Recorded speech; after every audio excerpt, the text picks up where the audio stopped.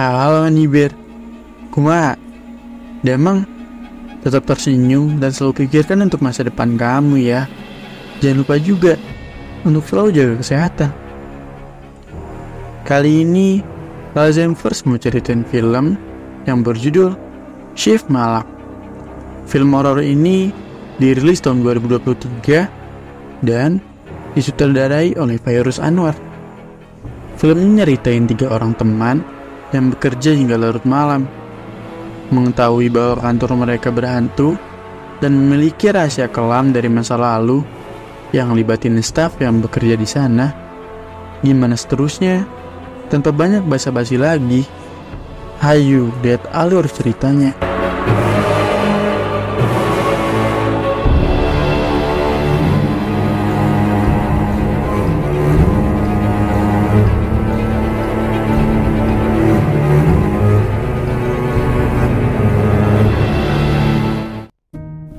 Dulu, ada seorang perempuan yang bekerja lembur di sebuah gedung hingga larut malam. Namanya Ayu. Saat pekerjaannya udah selesai, liftnya rusak saat dia hendak pulang. Mau gak mau, ia harus menuruni sebuah tangga. Gak lama, ternyata lift rusak tadi ulah dari hantu yang sekarang nampakin kehadapan Ayu. Takutlah dia, yang membuatnya lari ke ruangannya mengunci diri di sana. Dengan ketakutan itu membuat hantu lebih suka. Ayu dikendaliin tubuhnya saat jendela terbuka, lalu bunuh diri dengan meloncat yang dilihat oleh rekan-rekan kerjanya. Walaupun belum tahu itu cerita benar atau enggak, lelaki bernama Botak yang ceritain itu ke junior magangnya bernama Apple. Dan ia juga bilang kalau tiap tahun gedung itu akan menumbalkan 1 orang. Bos sempat nyari keberadaan Mok, teman mereka satu lagi. Karena mereka nggak tahu di mana Mok, Iqmal dan Botaklah yang sebagai senior dipanggil oleh bos mereka. Bos nugasin mereka untuk membuat ulang logo yang sebelumnya udah mereka kerjain selalu lembut. Walaupun sempat nolak karena udah habis waktu, bos tetap memaksa dan cuman akan ngasih makan gratis saat mereka udah selesai. Mendengar hal itu, Mok yang baru datang yang sebelumnya pas-pasan sama perempuan di basement ikut kesel juga karena harus ngulang kerjaan itu. Alasan harus diulang kerjaannya karena tugas Mok yang terlambat juga. Tapi Mok langsung klarifikasi kalau dia nggak sengaja terlambatin tugasnya. Alasan Mok karena beberapa hari lalu dia diganggu oleh sosok hantu. Saat ia tersisa sendiri di gedung itu untuk ngerjain tugas yang bentar lagi selesai, hantunya meneror Mok saat di kamar mandi. Ternyata teror dari hantu bukan dialami Mok aja, teman-temannya pun ikut diteror. Dari suara bising yang ada di lantai atas hingga penempatan pocong yang dialami Iqmal ketika mereka semua sedang lembur bekerja. Setelah apa yang mereka dengar satu sama lain, mereka pun ngerasa ada sesuatu di gedung itu. Sedangkan Epul yang ditelepon ibunya pamit untuk pulang duluan karena pekerjaan yang harus diselesaikan secepatnya. Juga mereka lalu bertemu Bang Jo berkemeja biru yang juga bekerja di sana. Mereka saling memberi pesan untuk hati-hati. Sementara itu, Sin pun beralih kepada seorang perempuan yang pas-pasan dengan Mok tadi. Ia terlihat panik berlari karena dikejar sesosok makhluk. Ia mengunci kamar lagi, lalu berdoa. Balik lagi ke mereka bertiga. Sekarang, Mok dan lainnya mendatangi orang yang ahli supranatural atas saran dia. Tujuan mendatangi orang itu untuk mengusir semua hantu di tempat mereka bekerja. Namanya Brotai. Gak lama ia duduk, dia langsung tahu kalau di gedung baru tempat Mok dan kawan-kawan yang bekerja terdapat banyak hantu. Kemudian Brotai ceritain pengalamannya yang rada absurd. Dia bukan lawan kau, syaitan. Kau terlalu handsome.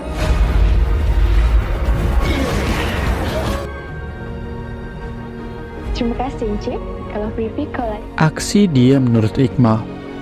Sebelum pergi, Brotai ngasih tahu untuk memagari gedung mereka dengan sebuah doa untuk menghalang para hantu.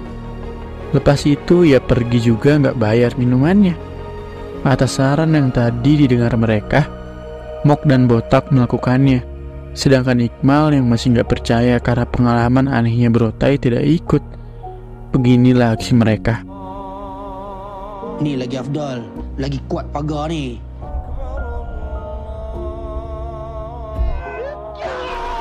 Mok juga Botak malah pakai sound dari YouTube dong.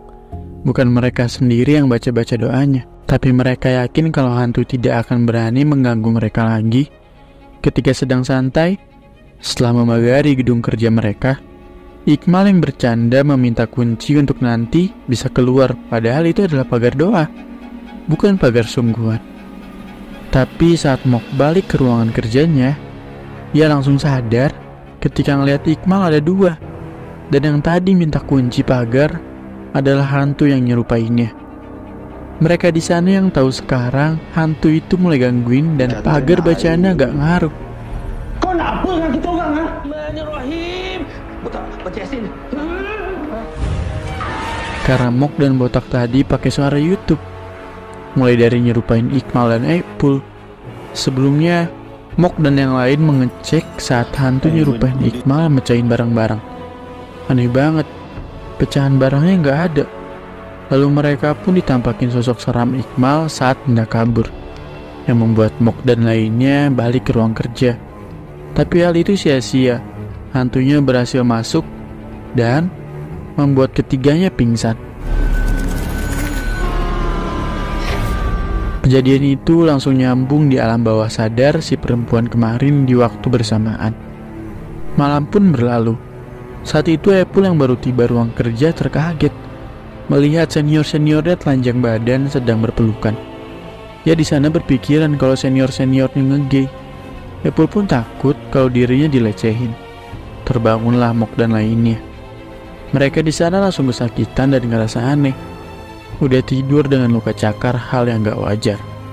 Gak lama, bosnya nyambut mereka, lalu ada kabar baik yang akan diobrolin nanti.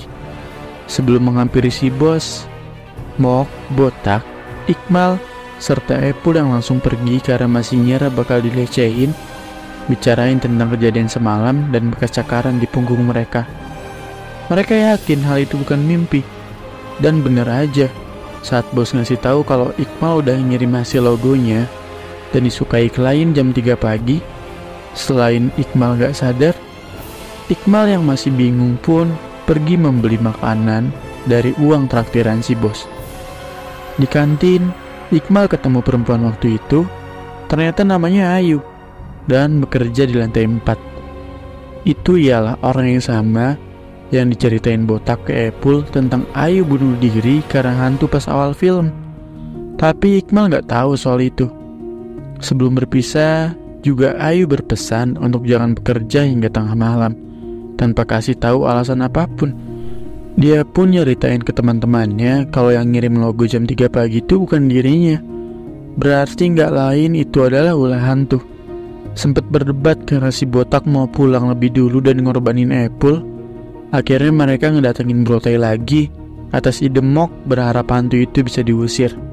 Iqmal kesel di situ, gak percaya sama kemampuan Brotai karena cerita pengalamannya waktu itu kayak gak serius, dan juga harus membayar mahal 150 ringgit untuk dirinya. Setelah mengusir 5 hantu di sana, katanya ia jadi lapar dan takut gak bisa ngusir hantu lagi jika dalam keadaan seperti itu.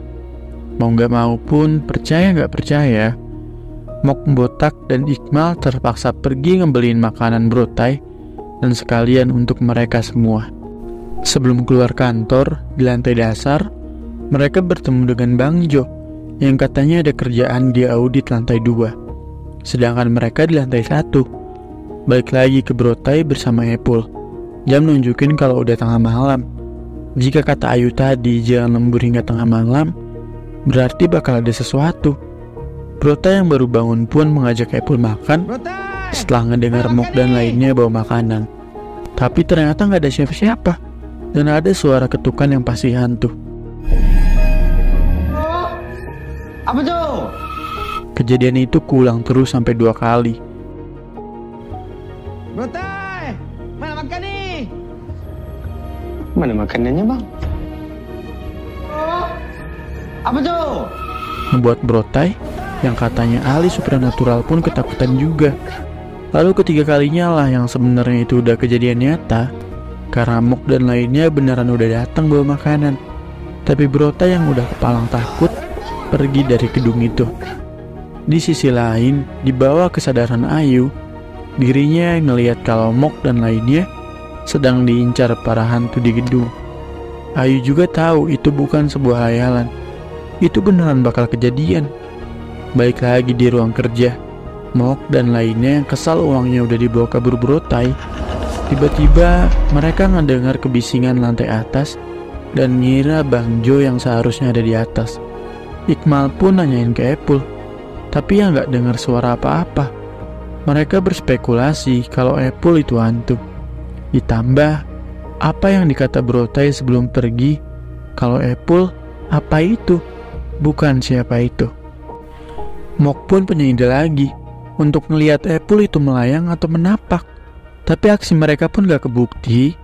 Malah hal itu ngebuat Epul ketakutan lalu pergi karena mengira bakal dilecehin mereka bertiga. Jadi apa yang dikata Botak bener. Epul gak diganggu karena dia selalu ngejaga ibadahnya. Sebentar Sin beralih ke Ayu sedang baca Quran. Ngelupain hal tadi, mereka balik fokus ngerjain tugas masing-masing. Perlahan saat pintu terbuka, hantu wanita nampakin dirinya dengan berjalan mundur. Mok kaget apa yang dilihatnya lantas kabur. Lalu disusul gak lama oleh Botak yang ketakutan juga. Tapi saat itu Iqmal ketiduran, gak tahu teman-temannya udah gak ada. Di penglihatan Iqmal, teman-temannya justru berperilaku aneh, menjilat darah di lantai dengan lidah panjang. Ketika lihat keluar jendela, ada teman-temannya. Iqmal jadi tahu kalau yang sekarang bersamanya adalah makhluk halus. Dengan bersamaan, Iqmal dituntun keluar oleh Ayu bisikannya. Jangan panjang. Malam pun berlalu. Mereka bertiga yang kena omel oleh bos karena kerjaan gak selesai. Lalu Epul minta pindah tempat magang karena ngira pelecehan seksual semalam.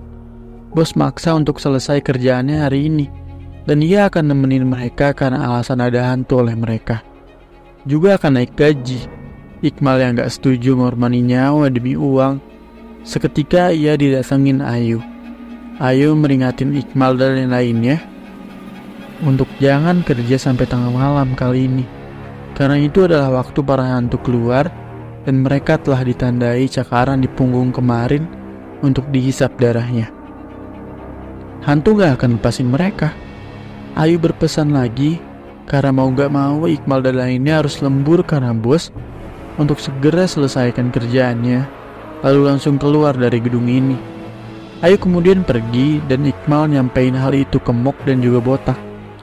Mereka akan cepat nyelesain kerjaan masing-masing untuk bisa pulang sebelum tengah malam. Gangguan-gangguan pun bermunculan ketika udah ngedekatin tengah malam. Sesaat kerjaan udah selesai, mereka langsung ngasih tahu si bos untuk segera diperiksa cepat sebelum tengah malam. Namun, pas meriksa hasil kerjaannya, bos diganggu pocong bergelantung dari darahnya. Menjeritlah ia diganggu oleh hantunya, sama persis apa yang dulu kejadian sama Ayu. Teriakannya membuat Mok, Iqmal dan Botak. Lalu gak lama Bang Jo datang dari lantai 2 karena kebisingan mereka. Hendak membantu, pintunya terkunci. Pintu itu didobrak sama Botak. Mereka yang ada di sana segera mencegah bos untuk bunuh diri.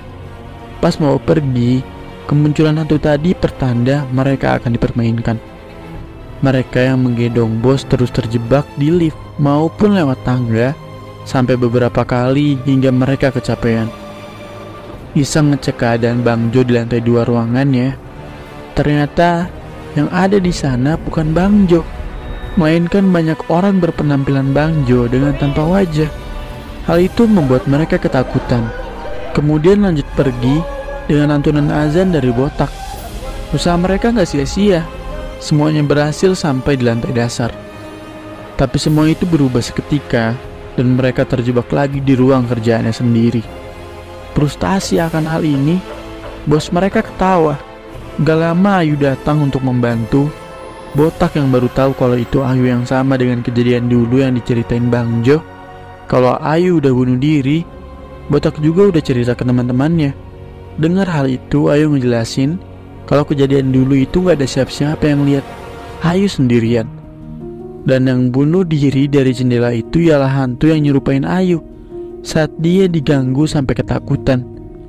Ayu kaget saat dengar nama Bang Jo yang kerja di lantai 2, karena Ayu gak kenal dan lantai 2 udah lama kosong hingga sekarang. Dari situ mereka semua sadar kalau ada yang aneh dari kehadiran Bang Jo yang selalu bertemu di waktu maghrib dan berpenampilan persis dengan banyak orang tanpa wajah di ruang Bang Jo tadi. Seketika bos hilang. Saat mereka kabur, mereka keinget bos yang harusnya ada di ruangannya. Tiba-tiba, hantu wanita dengan suara ngerinya mengecam Ayu bersama kehadiran Bang Jo. Yang benar ternyata dia itu hantu. Hantu wanita dan lainnya mengincar Iqmal, Mok, serta Botak karena mereka selalu ninggalin sholat. Lalu Bang Jo mengincar si bos karena dia sering hisap rokok yang membuat para hantu kenyang. Beda dengan Ayu yang sekarang gak pernah ninggalin ibadahnya. Ayu yang udah gak takut sama kehadiran hantu itu di gedung itu menyuruh Mok serta kawan-kawannya membawa si bos keluar bersama. Hantu wanita peringatin mereka walau mereka bisa pergi dari sana, tapi mereka gak akan bisa lepas dari hantu. Akhirnya mereka semua berhasil keluar dari gedung. Hanya itu yang bisa dibantu Ayu. Lalu mereka diberi pesan untuk selalu berzikir serta jangan tinggalin sholat untuk melindungi dari gangguan hantu. Hari pun berlalu. Sekarang Iqmal, Mok, dan Botak gak pernah kerja sampai tengah malam lagi. Mereka juga sekarang selalu ngejalanin sholat dan lakuin ibadah lainnya.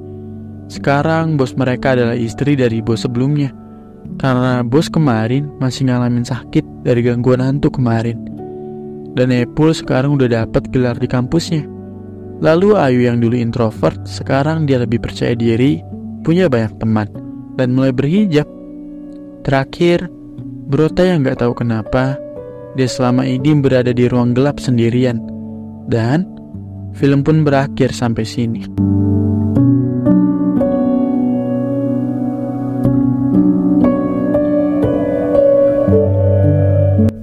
Gimana nih filmnya? Film Shift Malam ini ngajarin ke kita kalau ibadah itu wajib, ibadah itu penting untuk melindungi diri kita, untuk mendekati diri kepada Tuhan. Ya, itu aja. Mohon maaf sebelumnya. Mohon maaf jika ada kesalahan. Makasih udah nonton videonya. Wassalamualaikum warahmatullahi wabarakatuh.